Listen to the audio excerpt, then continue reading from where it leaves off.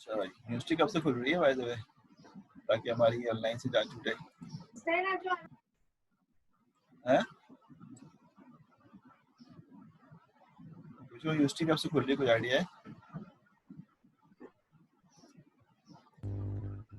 15 सितंबर से। अच्छा, यानी हमारा समर तो खैर ऑनलाइन ही जाएगा। प्रॉब्ली हमारी 2 वीक की क्लासें, 3 वीक की क्लासें फॉल की भी ऑनलाइन होंगी, इसका मतलब उसके बाद हम मिल सकेंगे। चलो, मुझे लगता है कि यूनिवर्सिटी शायद इससे पहले खुल जाए, पता नहीं, अल्लाह मालिक। सर मुझे तो ये भी नहीं लग रहा कि इस पे भी खुलेगी सर।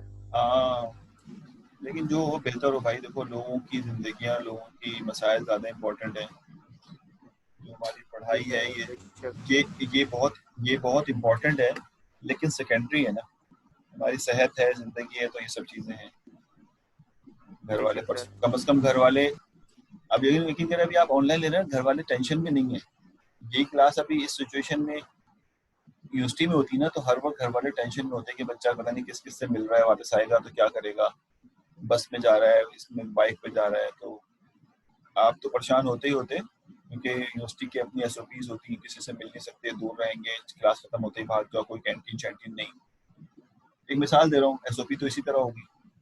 फिर घर वाले अलग परेशान होते हैं कि पता नहीं बच्चा गया हुआ है, और फिर घर में बूढ़े वालिदैन हैं या दादा दादी हैं। तो उस सूरत में मैं समझता हूँ कि इस वक्त ये सूरत सही है।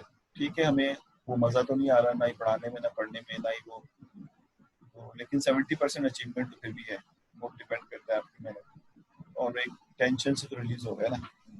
हाँ, मामलात अच्छे हो जाएं, हालात सही हो जाएं ये वाले, तो फिर खुल जानी चाहिए। फिर खुल जाए तो ज़्यादा बेहतर जी। यहाँ तक मैंने जो समझाया मैंने आपको स्टैक के बारे में, और जो एग्जांपल मैंने आपको दी है कि स्टैक की ज़रूरत हमें क्यों पड़ी। देखो, आम जिंदगी में जब कंप्यूटर साइंस बना, तो आम जिंदगी की प्रॉब्लम्स को उठा के कंप्यूटर साइंस में इंसर्ट कर दिए गए।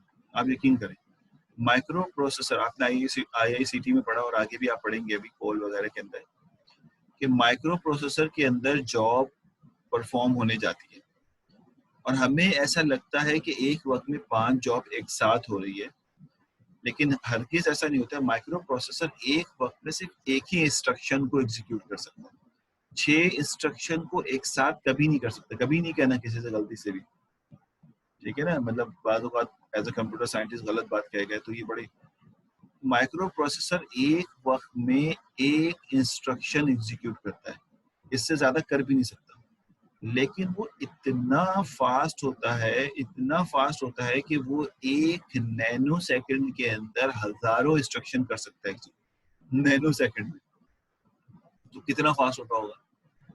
और एक वक्त में डिफरेंट जॉब करने का मतलब ये होता है कि जो ऑपरेटिंग सिस्टम होता है उसने स्केड्यूलिंग की हुई होती है, स्केड्यूल बनाया हुआ होता है कि अगर 5 जॉब एग्जीक्यूट होने के लिए आई हैं, तो हर जॉब को थोड़ा थोड़ा वक्त दिया जाएगा, है ना। और वो थोड़ा थोड़े वक्त का मतलब ये हुआ कि अगर एक जॉब जो है वो 1000 इंस्ट्रक्शन पे कंसिस्ट करती है, दूसरी जॉब जो है वो 500 पे कंसिस्ट करती है, तीसरी जॉब जो है वो सिर्फ 30 इंस्ट्रक्शन पे कंसिस्ट करती है। अब सुनना गौर से।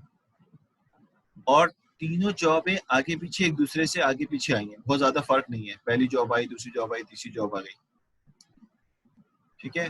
तो अगर पहली जॉब 1000 लाइनों वाली आई है, तो ऐसा हरगिज नहीं है कि हम पूरा का पूरा माइक्रो प्रोसेसर का टाइम 1000 वाली लाइनों को दे दें, जॉब को दे दें, और बाकी 2 को इंतजार करेंगे जब तक वो एग्जीक्यूट होगी, तुम्हारी बारी आएगी। बल्कि आपने इस तरह का उल्टा देखा होगा कि जो छोटी जॉब है बाद में आई है, लेकिन कंप्लीशन टाइम इसका सबसे पहले होगा। मिसाल देता हूं मैं, आप एक ही वक्त में पहले विजुअल सी का आइकॉन क्लिक करें और उसके फौरन बाद नोट पैड का आइकॉन क्लिक करें। समझ आई? तो इसका मतलब है आपने माइक्रो प्रोसेसर में पहले किस जॉब को भेजा, विजुअल सी को ओपन करने की रिक्वेस्ट भेजी, उसके बाद आपने नोट पैड को ओपन करने की रिक्वेस्ट भेजी। लेकिन आप ये देखते हैं कि नोट पैड पहले खुल के सामने आ जाता है और विजुअल सी अभी इनिशियलाइज ही हो रहा होता है। तो भाई अगर जो जॉब पहले गई है और उसी को पहले हो जाना चाहिए था, तो फिर तो विजुअल सी को पहले पूरा ओपन होना चाहिए था, फिर नोट पैड ओपन होना चाहिए। लेकिन ऐसा हरगिज नहीं है। जॉब जो है बेसिकली वो पैरेलली जो है होती एक साथ ही है, लेकिन एक वक्त में एक इंस्ट्रक्शन ऑपरेटिंग सिस्टम एक वक्त में एक इंस्ट्रक्शन किसका भेजना है या किसको एलोकेट किया उसका जाना है, ये ऑपरेटिंग सिस्टम की जिम्मेदारी है। इसको कहते हैं स्केड्यूलिंग एल्गोरिथम। ठीक है, स्केड्यूलिंग एल्गोरिथम ये ऑपरेटिंग सिस्टम में आप पढ़ेंगे कोई 6-7 हैं, जिसमें से एक ऐसे कि जैसे हम स्टैक में पढ़ रहे हैं, फर्स्ट इन फर्स्ट आउट, ठीक है, शॉर्टेस्ट जॉब फर्स्ट, इस तरह के डिफरेंट एल्गोरिथम्स हैं। तो कभी ये नहीं कहना कि माइक्रो प्रोसेसर एक वक्त में सारे इंस्ट्रक्शन एग्जीक्यूट कर लेता है। हाँ, सारे जॉब को ले लेता है बारी बारी उनको थोड़ा थोड़ा करके। तो इसमें जो सबसे अभी करंट एल्गोरिथम चल रहा है उसको कहते हैं हम टाइम स्लाइसिंग, जिसको राउंड रॉबिन कहा जाता है। राउंड रॉबिन यानी हर हर जॉब को एक स्पेसिफिक टाइम यानी 20 सेकंड का या 10 सेकंड का दे दी जाता है। उस टाइम में जितनी इंस्ट्रक्शन एग्जीक्यूट हो जाती है उसको इंस्ट्रक्शन को एग्जीक्यूट करके फिर हम उसको बाहर निकाल देते हैं और अगली जॉब को फिर इन कर देते हैं। और फिर उसकी बारी उस वक्त आती है जब सारी जॉब्स को के 20 सेकंड पूरे हो जाए, तो फिर इसकी बारी आती है। अब इस तरह के 3-4 चक्कर 20 सेकंड के, मैं 20 सेकंड तो बहुत ज्यादा बोल रहा हूँ, मैं मिसाल के तौर पे नैनो सेकंड में सारे काम चल रहा होता है।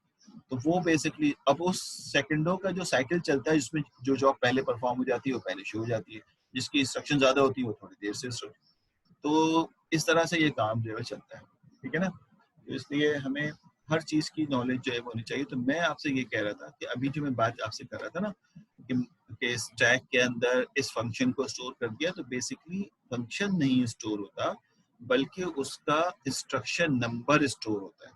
अब ये एक अंदर बिल्कुल डेप्थ की बात है जो आप ऑपरेटिंग सिस्टम और कोड में जाके पढ़ेंगे। वो कि आपने इसका थोड़ा पार्ट जो है वो आईआईसीटी में पढ़ लिया, लेकिन क्योंकि आईआईसीटी में हमारे पास सारी चीजें इतनी धुंधली होती है, क्योंकि अब हमारा पहला सेमेस्टर होता है, यूनिवर्सिटी की खुशी होती है और दूसरे मसाइल होते हैं, तो वो हमें वो उस तरह से समझ नहीं आता। जब हम इसको ऑपरेटिंग सिस्टम में पढ़ेंगे तो थोड़ा सा हमें ज्यादा समझ आएगा, ठीक है ना।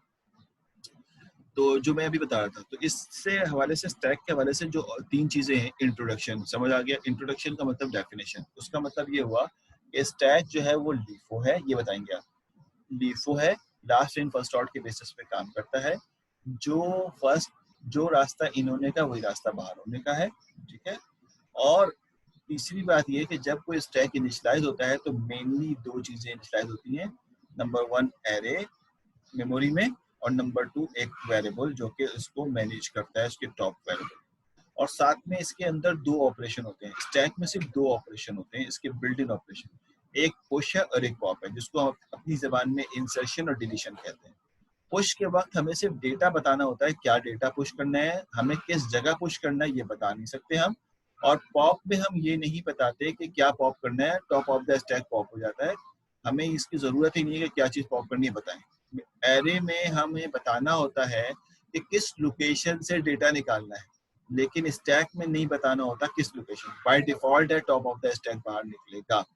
एप्लीकेशन के तौर पे मैंने आपको फंक्शन की एक एग्जांपल आपको दी है कि फंक्शन बेसिकली इस्तेमाल होता है फंक्शन को इम्प्लीमेंट करने के लिए। एक मिनट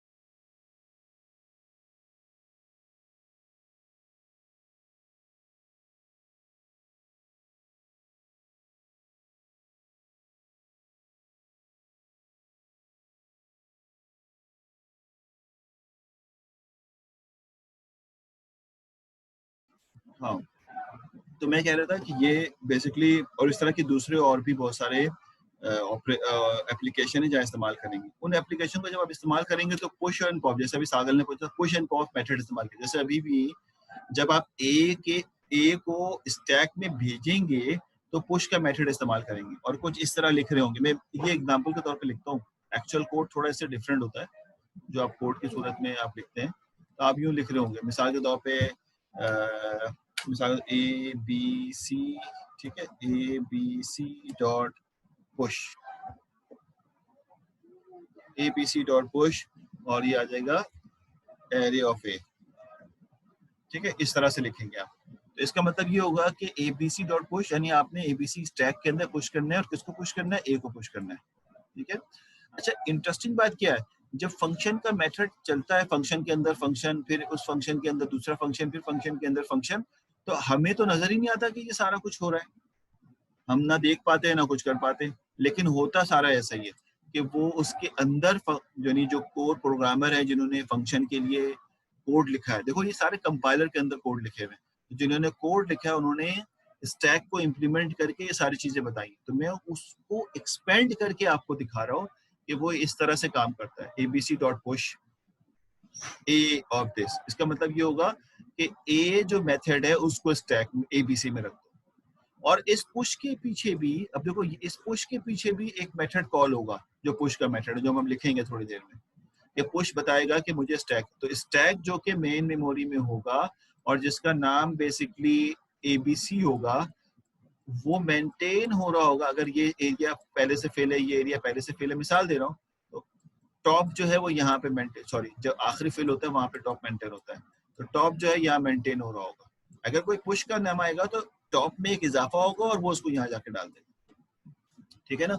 तो ये बेसिकली, तो मेमोरी रिप्रेजेंटेशन भी समझ आ गई कि बेसिकली एक स्टैक जो है वो एक एरे से बनता है और एक वेरिएबल जो उसको होता है जो टॉप से इसको मेंटेन करने के लिए इस्तेमाल करता है। अभी जब मैं पुश एंड पॉप का एल्गोरिथम लिखवा दूंगा ना, तो फिर मैं इसको चला के भी दिखाऊंगा आपको बिल्कुल क्लियरिटी ना किस तरह चलता है, क्योंकि जाहिर है अब हमारे पास इंपॉर्टेंट सब्जेक्ट टॉपिक ही यही 4-5 रह गए। अभी मैं प्रोजेक्ट भी डिस्कस करूंगा, मुझे याद दिलाना लास्ट में प्रोजेक्ट डिस्कस करना है ताकि आप प्रोजेक्ट शुरू कर दें, तो इशू हो तो मुझे बताएं। अच्छा जी,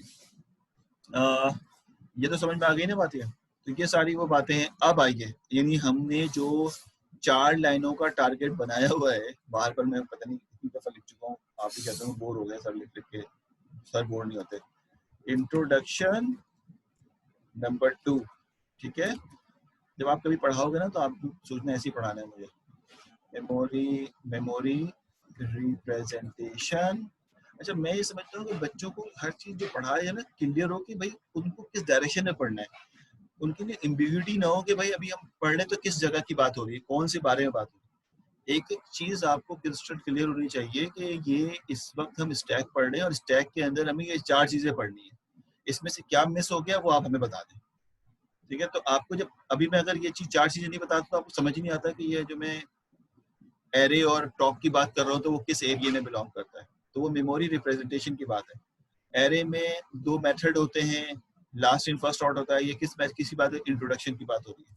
अब हम जा रहे हैं पढ़ने ऑपरेशन, जिसमें मैं लिखूंगा ऑपरेशंस। तो मैंने कहा ऑपरेशंस इसके 2 होते हैं, कौन कौन से भाई, एक होता है पुश का और एक होता है पॉप का। पीक जो है ना वो मैं बाद में बताऊंगा, पीक के बारे में। एक पुश का मेथड होता है, एक पॉप का। ये कैसे लिखा जाता है, गो के ये उसी क्लास के अंदर साथ ही इस्तेमाल होते हैं। मैं तो अलग अलग लिखूंगा और दोनों के लिए एक ही टॉप वेरिएबल इस्तेमाल होता है। अलग अलग टॉप वेरिएबल अलग अलग होगा तो कैसे होगा, एक आपके पास मेथड है उसमें एक ही टॉप वेरिएबल इस्तेमाल होगा। तो मैं अभी आपको शो करके दिखाऊंगा, इसमें आपको वर्किंग यानी ड्राई रन करूंगा, जब मेथड लिख लूंगा ना तो ड्राई रन करके दिखाऊंगा कैसे काम करता है, ठीक है।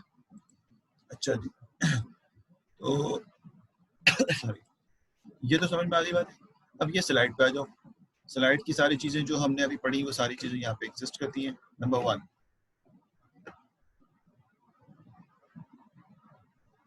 जी जी जी, ये मैं सवाल देखना भूल गया मुस्तफ़ा। शॉर्टेस्ट जॉब फर्स्ट को जो है माइक्रो प्रोसेसर प्रायोरिटी देता है और आपका एल्गोरिथम लिखा हुआ इसी के बेसिस पे होता है, एसजीएफ जो होता है। लेकिन ये इतना पॉपुलर नहीं है, अब जो पॉपुलरिटी है वो राउंड रॉबिन को है और उसी के अंदर बहुत सारे और दूसरे एल्गोरिथम आ गए। नॉर्मली ये स्टैंडर्ड एल्गोरिथम होते हैं और उसके बाद फिर इसकी मैन्युफैक्चरिंग मजीद की जाती है, हर कंपनी अलग अलग तरीके से। अच्छा जी, मैं अभी अपने टारगेट पे आता हूँ। स्टैक ठीक हो गया, ये सब मैंने बता दिया, तो मैं जल्दी जल्दी इसको सिर्फ ओवरव्यू करूंगा ताकि आप इसकी slide check. A stack is a list of element in which an element may be inserted or deleted only the one end. ये समझ में आ गया? One end के बाद एक ही रास्ता होता है, called the top of the stack, जो कि उसका top of the stack होगा। ठीक हो गया? ये बात समझ में आ गई है?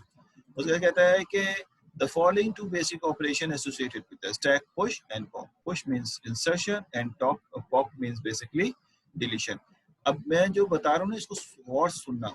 पुश करते वक्त आप बताते हैं कि कौन सा डेटा पुश होना है, लेकिन पॉप करते वक्त तो आप ये भी नहीं बताते कि कौन सा डेटा पॉप होना है। आपको पता है कि बाय डिफॉल्ट टॉप का एलिमेंट जो है वो पॉप होगा। यानी अगर मैं पुश लिखता भी हूँ ना, तो मुझे बताना होता है कि आप क्या चीज जो है वो पुश करना चाहते हैं, यहाँ पे मुझे लिखना पड़ता है। लेकिन पॉप के लिए तो आप ये भी नहीं बताते, क्योंकि आपको पता है कि जो चीज टॉप पे होगी वही बाहर निकाले। तो ये इस तरह के दो जो है वो इसके मेथड्स जो है वो एग्जिस्ट करते हैं। उसके बाद इसने कहा है कि एग्जांपल के तौर पे भाई ये है, suppose that the following 6 element, मैं इसको जो है वो स्किप करता हूँ और यहाँ से उन्होंने पुट करना शुरू किया है कि पहले ए किया, ऊपर से इन्होंने ऊपर से यूज किया, हम नीचे से यूज करें ऊपर से, यहाँ पे इन्होंने नीचे से यूज किया, यानी ए इंसर्ट हुआ, फिर बी और एफ। जहाँ पर तक ये इंसर्ट हो जाए वहां तक टॉप होगा। उसमें अगला इंसर्शन हो तो टॉप में पहले इजाफा करते हैं और फिर इंसर्ट करते हैं। डिलीट करना हो तो टॉप को नीचे कर देते हैं। तो इस तरह ऊपर नीचे करके उसको हम जो है मेंटेन कर रहे हैं। तो वन वे लिस्ट अब मेमोरी में कैसे प्रेजेंट करते हैं? तो कहता है मेमोरी में प्रेजेंट करने के लिए एक लीनियर एरे इस्तेमाल किया जाता है। वन वे लिस्ट और linear array is one way to represent this. ये एक तरीका है जो कि रिप्रेजेंट करते हैं स्टैक को। Stack will be maintain by the linear array stack, और स्टैक को हम बेसिकली नॉर्मली जो ज्यादा अच्छा तरीका है वो है एरे से मेंटेन करते हैं और उसका नाम भी स्टैक रख देते हैं। तो मैं अभी करूंगा a pointer variable top which contains the location of top element of the stack, और साथ में क्या यूज करते हैं? एक वेरिएबल यूज करते हैं जिसका नाम इन्होंने क्या सजेस्ट किया हुआ है? टॉप। और ये दो चीजों से मेमोरी में रिप्रेजेंट हो जाता है, एक एरे और एक टॉप। ठीक हो गया? उसके बाद इन्होंने क्या लिखा है? उसके बाद लिखा है कि अ वेरिएबल मैक्स टीएक्स। अच्छा, ये क्यों यूज करते हैं? ये तो हमारी आम सी बात है। Max STK which gives the maximum number of the element that be held to by the stack, यानी क्योंकि स्टैक को एरे में मेंटेन कर रहे हैं तो एरे का एक स्पेसिफिक साइज होगा।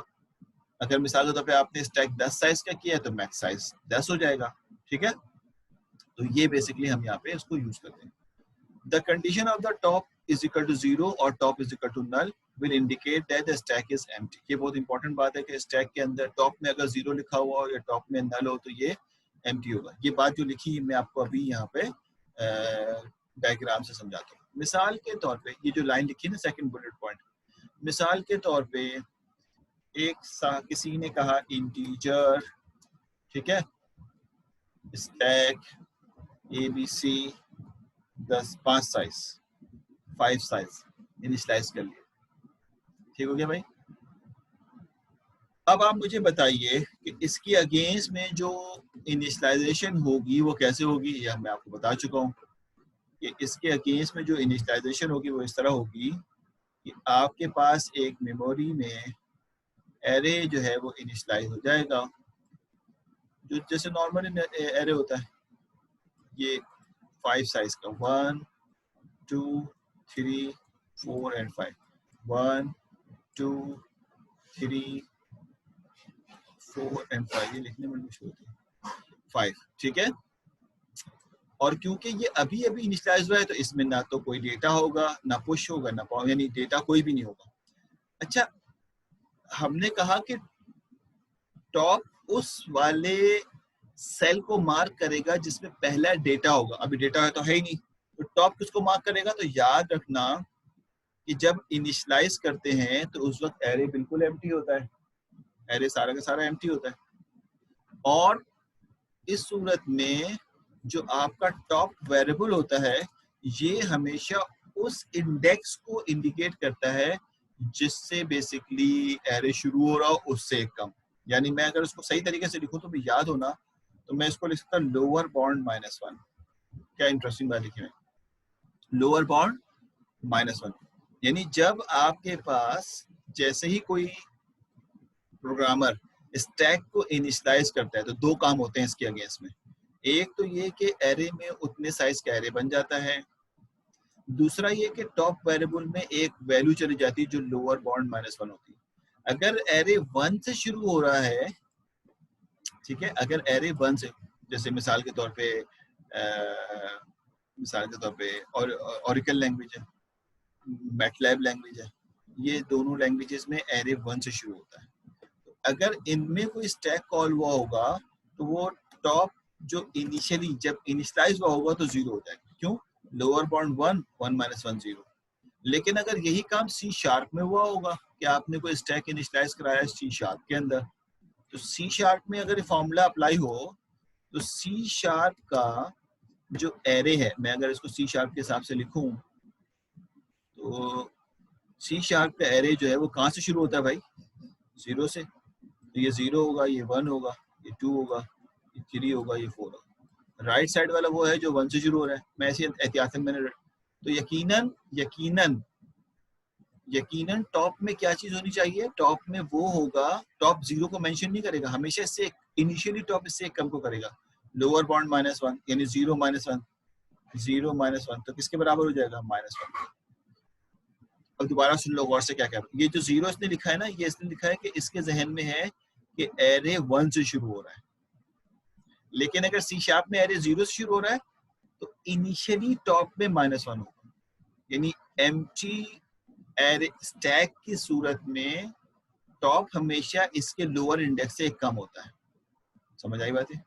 तो इस तरह हमें डिटेक्ट करना आसान होता है। और सुनिएगा मैं क्या कह रहा हूँ, इस तरह हमें डिटेक्ट करना आसान होता है कि कोई कहे कि एम्प्टी स्टैक है, जैसे ये पोजीशन है एम्प्टी स्टैक है, और सुनिए क्या कह रहा हूँ, ये सारी बातें भी हम लिख भी लेंगे, एम्प्टी स्टैक है, और कोई लिख दे कि temp is equal to pop.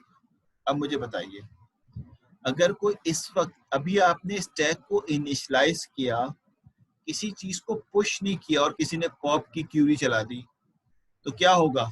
एक एरर मैसेज आना चाहिए कि stack is empty, you can not run the pop function. क्यों?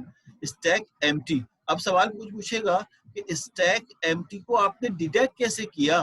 तो कहेंगे स्टैक एम्प्टी को डिटेक्ट ऐसे किया कि इसके अंदर जो वेरिएबल है वो बेसिकली वो वेरिएबल है जो किसी का इंडेक्स नहीं है।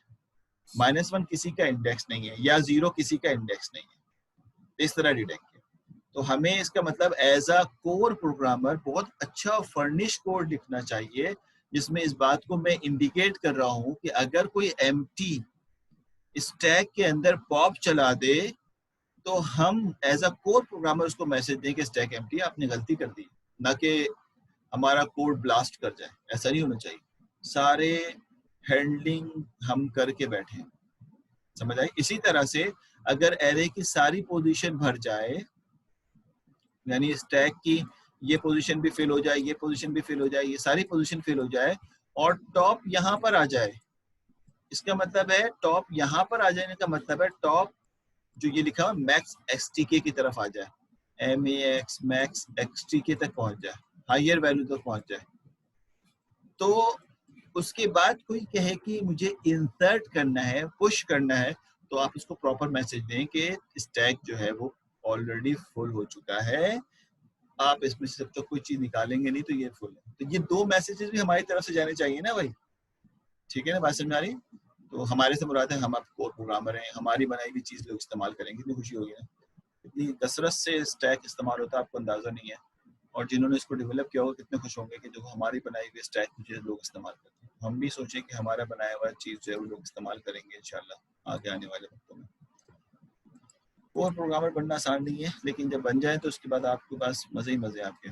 अच्छा खैर, अब आइए, अब हम एल्गोरिथम की तरफ जाते हैं कि अब मुझे एल्गोरिथम लिखना है। मिसाल के तौर पे मैं, हालांकि दोनों एक ही जगह लिखे होंगे, हम बारी बारी लिखेंगे। पहले हम पुश के लिए लिखेंगे, फिर पॉप के लिए लिखेंगे। मिसाल के तौर पे पहले हम पुश के लिए लिखने जा रहे हैं यहाँ पे, ठीक है? मैं यहाँ पे एल्गो लिख रहा हूँ पुश का, यानी ABC डॉट पुश, ठीक है? क्या पास करना होगा हमें? यहाँ पे पास करना होगा हमें आइटम, कोई आइटम है जो कि पुश कराना चाहते हैं। समझ आ गई बात? ये इसकी अगेंस्ट में आपने जो कोड लिखना है वो क्या है, अब जरा देखिएगा। चाहते क्या है, चाहते ये हैं, गौर से देखना क्या कह रहा हूँ मैं, दो सिचुएशन है, जो भी बात समझ नहीं आए जरूर पूछना भाई मेरे, वरना तो सारी चीजें अधूरी रह जाएंगी। मिसाल के तौर पे दो सिचुएशन है, एक तो ये है कि मिसाल के तौर पे ये एरे है जिसको हमने स्टैक का नाम दिया, इनिशियलाइज हो चुका है, इनिशियलाइजेशन हो चुकी है। अब हम पुश का मेथड जब ही लगेगा ना जब एबीसी की इनिशियलाइजेशन हो चुकी हो। एबीसी इनिशियलाइज हो चुका है, समझ आ रही बात है, और हमें पता है टॉप है। दो सिचुएशन है, एक सिचुएशन ये है कि कुछ डेटा ऑलरेडी इसमें इंसर्ट हुआ है, ये जो मैंने मार्किंग की, और टॉप जो है इस जगह पे मौजूद है। ये जगह मैं 1 से काउंट करूं तो 1 2 3 4, ठीक है, 5 6 7 8 9 तक आपके पास जगह है। इसका मतलब है जो वेरिएबल टॉप है इसमें इस वक्त 4 है, डेटा नहीं इंडेक्स, यानी 4 तक डेटा इंसर्ट हो चुके हैं। और एक पोजीशन ये भी हो सकती है कि स्टैक बिल्कुल अभी एम्प्टी होता, अभी पहला डेटा जा रहा होता, तो वो दोनों सूरतों में हमारा एक ही कोड चल जाएगा, ये बताना चाह रहा हूँ। यानी अगर ये यहाँ 1 से शुरू हो 1 2 3 4 5 6 7 8 और एक और बना लो तो 9, और स्टैक अभी एम्प्टी है, तो स्टैक एम्प्टी होगा तो अनिला के बताइए टॉप में क्या होना चाहिए। अगर टॉप 1 से, अगर स्टैक 1 से शुरू हो रहा है तो अगर स्टैक एम्प्टी है तो टॉप में क्या होगा।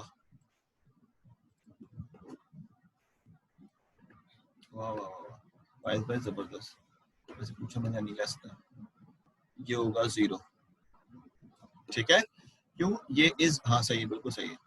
ये इस बात की इंडिकेशन है कि देखो कोई ना कोई इंडिकेशन तो होना कि स्टैक एम्प्टी है, तो जो इंडेक्स होगा उससे एक लोअर एलिमेंट अगर इस टॉप में है तो इसका मतलब स्टैक एम्प्टी, ठीक है। दोनों सूरत हाल मैंने बना दी, दोनों सूरत हाल के लिए एक ही कोड इनफ है, अलग अलग कोड लिखने की जरूरत नहीं पड़ेगी, वो बताना चाहता हूँ। ये जो कोड लिख रहा हूँ ये कोर प्रोग्रामर ने लिखा है, हमें ये नजर नहीं आता, हम तो सिर्फ ये लिखते हैं एबीसी, लेकिन इसके बिहाइंड कोड क्या लिखा है जरा देखिए क्या लिखा हुआ है। कोड लिखा हुआ यूं है, गौर से देखना, इफ, ठीक है, if top is equal to M A X S T K, ठीक है, देन अभी लेता हूं सवाल, देन प्रिंट ओवरफ्लो, ठीक है, और रिटर्न एंड इफ, ये मैं लिख रहा हूँ, लाइन नंबर डालना चाहो लाइन नंबर डाल लो, भूल गया लाइन नंबर डाल लो, नंबर 1 नंबर 2, इसकी कोई लाइन नंबर नहीं होती, ठीक है ना। यानी अच्छा, कंपैरिजन में हमेशा डबल इक्वल टू लिखता हूँ, एल्गो में भी। नंबर 3, अगर आपके पास ये टॉप MXT है, यानी वो सूरत हाल है कि पहले से स्टैक फुल हुआ था और किसी ने पुश चला दिया, तो आप कहेंगे चल ही नहीं सकता, तो ओवरफ्लो का मैसेज देंगे, रिटर्न होकर बाहर आ जाएंगे जब तक इसमें से कोई चीज। और अगर ये इसमें जगह है तो जगह दो सूरतें में हो सकती है कि देखेंगे टॉप ऑफ द स्टैक का है, तो अगर यहाँ से पास हो गया तो आप कहेंगे अरे यार इसकी बैटरी लो हो गई है, लगाता हूँ, 1 मिनट होल्ड करना बेटा, मैं सुना बंद हो जाए, इससे पहले कि मैं बंद हो जाए मैं इसको 1 मिनट देना।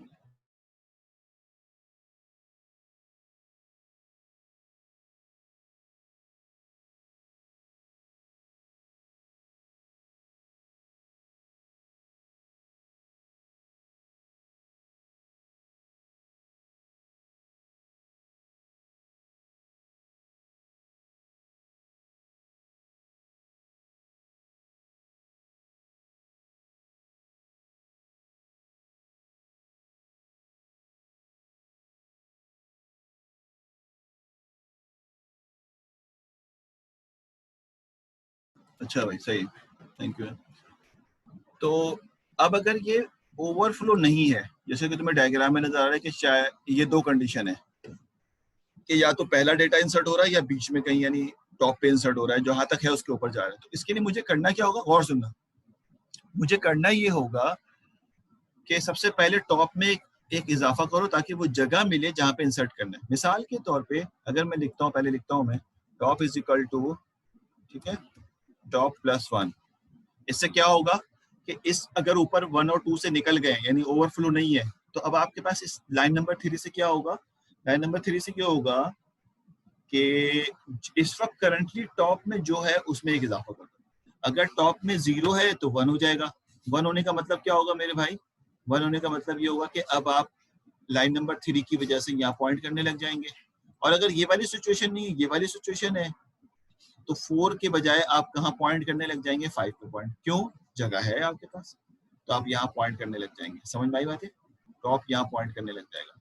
और अगर ये वाली सिचुएशन है 0 वाली, तो टॉप जो है वो यहाँ पॉइंट करने लग जाएगा। समझ वाली बात है, सिर्फ इस लाइन से। अब आपने वो जगह हासिल कर ली जहाँ पे इसने इंसर्ट होना है, ये टॉप ऑफ द स्टैक है। देखो वरना हम 9 पे भी कर सकते थे, 8 लेकिन नहीं, जहां तक हुआ उसके ऊपर करना है सिक्वेंशियल ऑर्डर में। अब आप कहते ये हैं कि लाइन नंबर 4 में क्या करो, लाइन नंबर 4 में ये करो कि जो डेटा उसने इंसर्ट करने के लिए कहा वो इंसर्ट कर दो। मिसाल के तौर पे इस एरे का नाम स्टैक है, इस एरे का नाम इस एरे का नाम एबीसी है, ठीक है। तो आप क्या कहेंगे, एबीसी की टॉप पोजीशन पे जो item as a parameter pass किया गया वो कॉपी कर दो। ये बात समझ आ गई, वो कॉपी करो। यानी क्या मतलब होगा, अब गौर सुनो, एबीसी, एबीसी एरे का नाम है क्योंकि वो स्टैक का नाम अपने एबीसी रखा हुआ है। इसकी टॉप पोजीशन पे, टॉप पोजीशन पहले 4 था, अब टॉप पोजीशन क्या बन गया, इस लाइन नंबर 3 की वजह से 5 हो गया। 5 लोकेशन पे जाके डेटा कॉपी कर दो। तो आप यहाँ पे इस यूजर को पता भी नहीं होगा मेरा डेटा कहाँ कॉपी हो रहा है। ये तो बेसिकली मैं, यूजर ने तो सिर्फ ये वाली कमांड लिखी ना, इसकी अगेंस्ट में ये सारा मैंने और आपने लिखा। तो यहाँ पे जाके जो है वो डेटा कॉपी हो जाएगा और टॉप जो है वो यहाँ पे पॉइंट करने लग जाएगा। और अगर ऐसा नहीं है, ये वाली सिचुएशन है, तो टॉप यहाँ पॉइंट करने लग जाएगा और यहाँ पे डेटा कॉपी हो जाएगा। मेरी बात समझ आई, ठीक है ना। और अगर दोबारा से कोई ये चलाता है, एक दफा और रन करता है इसको और कहता है कि सेकंड टाइम चला दे, क्योंकि स्टैक एक दफा बनेगा तो पुश एंड पॉप तो कई दफा होगा ना, ये थोड़ी कि एक दफा होगा और बाहर निकल जाएगा। Once you have created the stack, it means whenever, जब तक आप उसको चाहें उसको आप पुश एंड पॉप कर सकते हैं, जब तक आप स्टैक को किल ना कर दें, डेटा इन और आउट होता रहेगा। तो आप इसको दूसरी दफा चलाएंगे तो दोबारा चेक होगा कि वो मैक्स तक तो नहीं पहुंच गया, आप कहेंगे नहीं पहुंचा, तो टॉप में एक इजाफा करो, कर दिया, तो अगली दफा 6 पे जाके डेटा होगा, 7 और 8 पे नहीं होगा, 6 पे जाके डेटा स्टोर होगा। और अगर ये वाली सिचुएशन होगी तो 2 पे जाके हो जाएगा स्टोर। समझ में आ रही मेरी बात क्या कह रहा हूँ। तो इस तरह से ये चलता रहेगा और पुश होना शुरू हो जाएगा, ठीक। और अगर इसी की अगेंस्ट में कोई, मैं सवाल देख लेता हूँ फिर मैं आगे बढ़ता हूँ। हाँ तुमने सही लिखा था फैसल, लेकिन तुमने टॉप को एरे के अंदर ही लिख दिया था। गुड है, बहुत अच्छा है। हम लोग नॉर्मली बुक में इस तरह लिखा हुआ है कि top is equal top plus 1, बहुत अच्छा लिखा है। तुम लोगों ने मेरे ख्याल आईसीटी में पढ़ा भी है ये, शायद जहाँ तक मुझे लगता है, तो अच्छा है, पढ़ लिया है वहाँ पे। अच्छा जी, अब अगर कोई यूं लिखता है, मिसाल के तौर पर ये दोनों एक ही जगह लिखे हुए हैं एल को, A B C dot pop.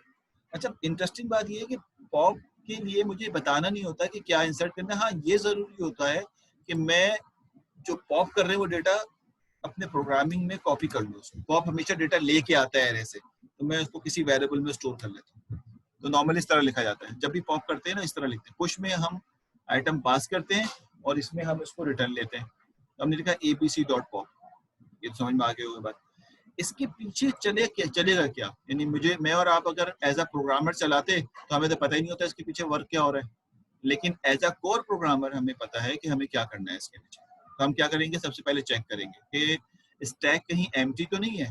Stack empty होगा तो हम इसमें अंडरफ्लो का मैसेज लगाएंगे, यानी which is equal to if top is equal to 0। 0 का मतलब है कि वो इंडेक्स जो कि एरे का नहीं है। तो आप यहाँ पे लाइन नंबर 2 में क्या मैसेज देंगे, आप देंगे मैसेज यहाँ पे प्रिंट, ठीक है, अंडरफ्लो। अंडरफ्लो का मैसेज देके यहाँ पे आप कह देंगे, सॉरी एक चीज और लिख देते हैं यहाँ पे, रिटर्न। और फिर आप कहेंगे यहाँ पे एंड इफ कर दें, ठीक हो गया, एंड इफ कर दिया। अगर ऐसा नहीं है तो फिर आप डिलीट करने लगेंगे। अगर ये है तो फिर आप कहेंगे अंडर फ्लो है भाई, मैं कर ही नहीं सकता। लेकिन अगर मिसाल के तौर पे अभी करंट सिचुएशन है, टॉप आपका 5 पे है या टॉप आपका 1 पे है, तो फिर आप क्या करेंगे जी, आप कहेंगे कि पहले मैं डेटा कॉपी कर लूं, या उल्टा होता है पहले डेटा कॉपी कर लूं, ठीक है। डेटा कॉपी कैसे करूं? डेटा कॉपी इस तरह करूं कि जो डेटा है टेम्प, इसको मैं एरे की लोकेशन यानी ABC की टॉप लोकेशन से डेटा कॉपी कर लूं, और उसके बाद स्टेप नंबर 4 में क्या करूं कि टॉप में से एक कम कर लूं। ये बात समझ आई? पहले डेटा कॉपी किया, यहाँ पे क्या होगा, इस वक्त हम 5th लोकेशन पे हैं, यहाँ पे 5th लोकेशन पे, जरा गौर से देखना, हम इस वक्त 5th लोकेशन पे, तो क्या करेगा ये 1-2 लाइन फेल हो जाएगी, तीसरी लाइन पे आएगा, और टॉप पोजीशन जो कि इस एरे में से जो टॉप पोजीशन पे है इसके डेटा को उठाएगा और टेम्प को कॉपी कर देगा, और टेम्प को कॉपी करेगा तो टेम्प यहाँ से पैरामीटर में रिसीव हो जाएगा। समझ में आया? इस लोकेशन का डेटा यहाँ से मिल गया, मुझे पॉप कर लिया मैंने, तो अब टॉप को कहाँ होना चाहिए, टॉप को एक नीचे आ जाना चाहिए, क्योंकि इस डेटा तो खत्म हो गया ये वाला। जब नीचे आऊंगा तो टॉप नीचे आने का मतलब है टॉप में से एक कम कर दूं, तो टॉप एक कम हो जाएगा, टॉप यहाँ आ जाएगा। सिमिलरली यहाँ पे अगर होता, मैं पहली पोजीशन पे होता और मैंने कहा डिलीट कर दो, पॉप कर दो, तो मैं इसको पॉप कर देता और मैं एक नीचे आ जाता। तो नीचे आने का मतलब है 1 में से एक कम करता तो 0, यानी दोबारा से स्टैक एम्प्टी हो जाता। अब ये पुश और पॉप एक साथ चलते रहेंगे, और एक ग्लोबल वेरिएबल टॉप जो है वो साथ साथ चलता रहेगा। किसी ने पुश किया ऊपर जाएगा, किसी ने पॉप के नीचे जाएगा, और ये इस तरह से रन होता है। ये 2 की ऑपरेशन है जो स्टैक में चलाया, ऑपरेशन कह रहा हूँ, एप्लीकेशन नहीं कह रहा, ऑपरेशन।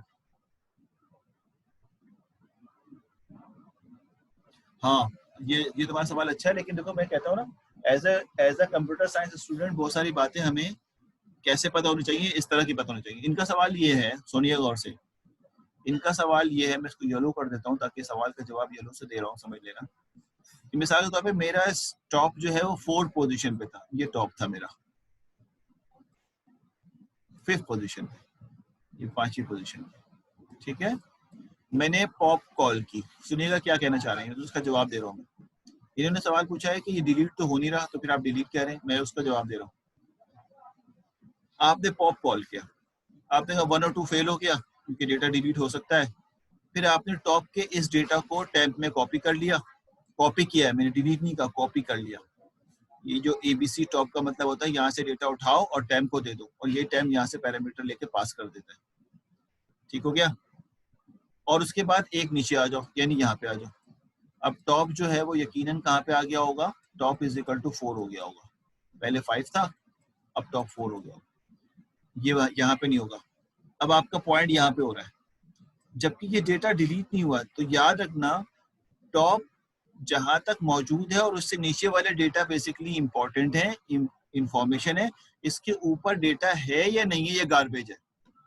क्योंकि आपको पता है कि जब आप इनिशियलाइज करते हैं तब भी डेटा कुछ ना कुछ जरूर मौजूद होता है, लेकिन टॉप इस बात को इंडिकेट कर रहा है कि जहां तक मैं हूँ वहां से लेकर नीचे 1 तक का डेटा इंपॉर्टेंट है, बाकी ऊपर जो भी कुछ है सब गार्बेज है। अगर ये डेटा है तो गार्बेज है। अच्छा, गार्बेज क्यों है? कि अगर इस पोजीशन पे रहते हुए कोई पुश का मेथड कॉल करे, अच्छा अभी मेरे ख्याल है ये बंद हो जाएगा, तो हम दोबारा 11 o'clock पे ज्वाइन करेंगे, 1 मिनट रह गया बनने में, तो हम आके ना एप्लीकेशन पढ़ना शुरू करेंगे। हमने स्टैक का मेथड तो पढ़ लिया, मैं इस बस ये बात समझा रहा हूँ, उसके बाद ये बंद हो जाएगा। अच्छा, मैं क्या समझा रहा था कि इस पोजीशन पे कोई इंसर्ट करे यानी पुश करे, तो पुश क्या करता है, आइटम में टॉप में एक ऐड करेगा तो टॉप 4 से 5 पे आ जाएगा, और फिर उस 5 पोजीशन पे नया डेटा कॉपी कर देगा, तो पिछला डेटा क्या हो जाएगा, ओवरलैप। तो इसलिए जब ये नीचे आता है तो पिछला डेटा मौजूद रहे या ना रहे वो गार्बेज बन जाता है, क्योंकि टॉप जहां पॉइंट कर रहा होता है वो इंपॉर्टेंट डेटा है और वहां से लेकर नीचे तक का डेटा इंपॉर्टेंट। तो इसलिए याद रखना, हम डेटा डिलीट तो वैसे भी नहीं कर सकते, इसमें कभी डेटा डिलीट नहीं होता किसी भी एरे में, बल्कि वो इम्पोर्टेंस होती है जो टॉप बताता है कि कहाँ से कहाँ तक। ये स्टैक की बात नहीं कर रहा हूँ, हर जगह ऐसी होता है। तो ये बेसिकली टॉप के थ्रू मेंटेन हो रहा है कि कहाँ पे डेटा है और कहाँ पे गार्बेज, ठीक है भाई।